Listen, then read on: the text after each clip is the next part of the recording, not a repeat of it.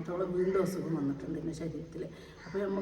അപ്പോൾ ആ ഡോക്ടർ എന്നോട് പറഞ്ഞ് ഇതിൽ 30% വീണ്ടും അസുഖം കാണുന്നുണ്ട്, വേഗം നിങ്ങൾ തലശ്ശേരിയിലേക്ക് തന്നെ പോയിക്കോളൂ.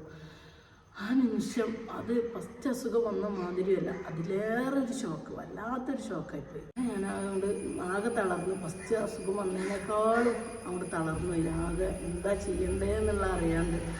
അങ്ങനെ എനിക്ക് അപ്പം തന്നെ എനിക്ക് പിന്നെ മൊയ്തീൻകുട്ടി കുരുക്കൾ എന്ന് പറഞ്ഞ ഡോക്ടർ കോട്ടക്കലുള്ള ഇത് വീഡിയോ കാണുന്നവർക്കൊക്കെ അറിയില്ല, ഡോക്ടർ നല്ല ഡോക്ടർ. എനിക്ക് ആ ഡോക്ടറെ കാണാനാണ് ഞാൻ തോന്നി. ഡോക്ടർ വാക്ക് എനിക്ക് എന്തെങ്കിലും എനിക്കൊരു ഇതാവും, ആ ഡോക്ടർ ഒന്ന് കാണണം തോന്നി.